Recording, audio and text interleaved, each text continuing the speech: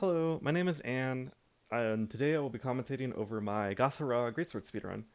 I'm relatively new to Monster Hunter speedrunning, so it's not going to be the most amazing time you ever see on Goss, but it's the strongest I've seen for Greatsword so far, and I thought it might be valuable to other Greatsword players to share my thoughts on the fight. I will pause the video every so often to elaborate on things, and the video quality might get a little bit weird. I'm new to this. VLC, OBS, I don't know. So if you want to see a cleaner, unedited run, it's already on my channel. You can see it there. I will leave the pieces I use for the set and the skills in the description of this video, if you're interested. The major one is that I do have Stun Resist 3 slotted in my 1 slots, and that's going to come up multiple times, so keep an eye out for that. When you first approach Goss Harag, he'll spot you from pretty far away. So I just use ACS to get through that, since you can go, a mile with this ability. It's really strong. And then he starts flailing. He has the tendency to attack the baggie or flail a little bit at the start of this fight. So just be patient and look for things that give you guaranteed level 3 draws. Because if you get these level 3 draws, a lot of the time, he will start to do moves that you can tackle. So for example, he will do the little swipe here, and it has a follow-up. So tackling this gives you a really big punish. If he does the little punches, you can tackle those and get a punish. If he runs through you, you can't tackle those, but you can chase him down with Power Sheath or ACS or whatever. So those are the general strats I was using. And when he does this swipe, you can just power through it and get a TCS. The level 3 is not guaranteed here, but I was being a little greedy. Level 2 is pretty guaranteed. Be aware, if you're going to tackle like this, it hurts like hell. So I use max pots, regular pots, I use whatever healing I find necessary, and that's that. Something that happened here was I just did a raw uncharged draw after that attack, because again, he has a tendency to like to do these like little combos and follow-ups and things, so I was looking to tackle something like that. Instead, he goes in rage, I see it, I tackle the roar. If you tackle the roar, level 2 is pretty safe, level 2 TCS. So that's what I do. If you are really well timed and early, you can get a level 3. And then here we Power Sheath to the side. I don't Power Sheath at him, because the recovery has a chance for me to get hit by the Ice Beam. If he runs like this, he's always going to do the Ice Beam to ice up. So we decided to take it safe and just go over it. If you get closer, there are better punishes you can do, but we just take this. And now he's in sword and hammer mode. He always does the right hand slam out of this, or almost always does.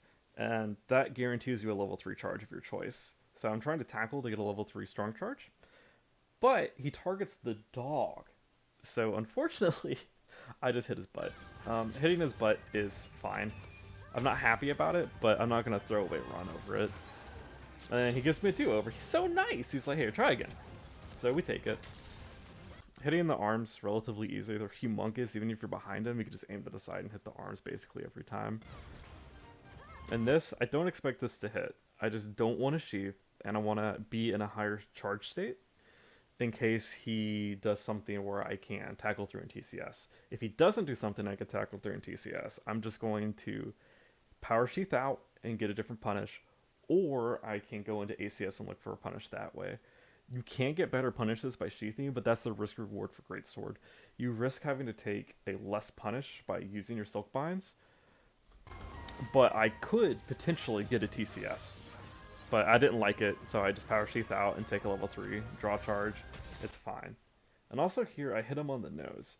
I don't want to break the hammer, because when he's in this particular mode, he likes to do the right hand slam with the sword. And whenever he does that, he gets stuck, and you get free damage. He's easier to damage in this mode than any other mode he could possibly be in, so I want to keep him here as long as possible. And it pays off. He does exactly what I'm looking for. And we break the hammer, so we got an extra hit in there for free. And now we get TCS off from the knockdown. A little simple. I get hit here, I don't care. You can freely use the Silkbind tech with Greatsword, because you're never really going to be needing more than one bug at a time. Heal up, everything's fine. So this attack gives you a guaranteed level 3 draw.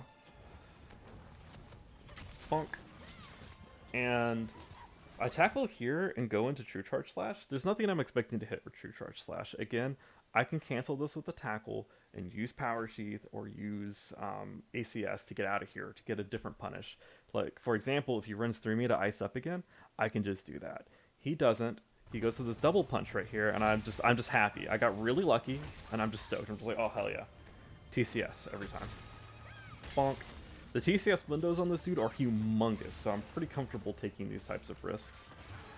And then here, I can draw an ACS through this, but I'm so close to him that I don't want to risk it. So I just go under him.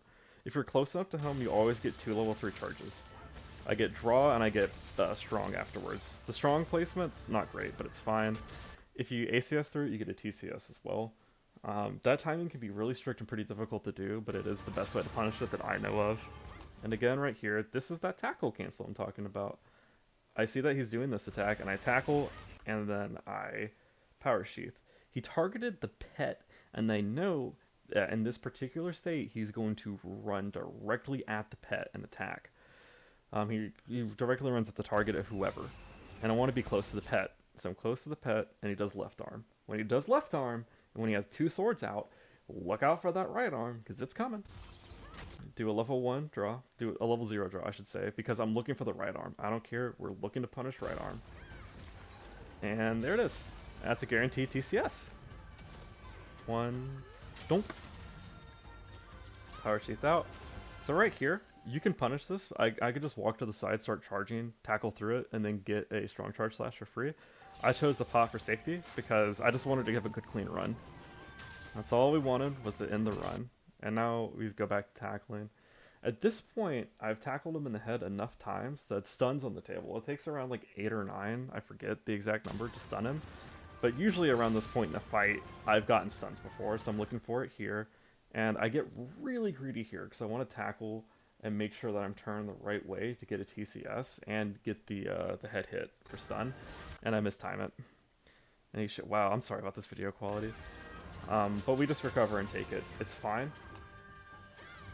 Right here, I should have canceled into ACS and gone for TCS, but I was really tunnel visioned on this stun because I thought if I tackled him like twice, I would just stun him in TCS for free. And I got really lucky. Again, didn't count it, just got really lucky that I was pretty right on the stun, and we get to combo him from here. This is the end of the run. I'm just gonna combo him to death, drop the trap, and that's it. The trap drop's pretty sketchy, and right here I just go with a level 2 because I wasn't confident I'd have the time for a level 3. Yeah, if you're ever not confident in your charge timings, just take the level 2. It's still really good. Don't neglect just taking lower charge levels. Because if I had gone stronger, maybe I'd get hit by the roar, who knows. But yeah, that's the run. It's pretty straightforward, nothing too crazy. So yeah, if people are interested, I may commentate any future runs that I do. I'll just release an unedited one and a commentated one. Or I might make a couple videos explaining my approach to learning fights with greatswords so far. Like I said, I'm still pretty new. There are much better players out there than me. You can easily find them. But hey, maybe I'll help somebody out. So thank you so very much for watching this, and maybe I'll see you again sometime. Peace out for now.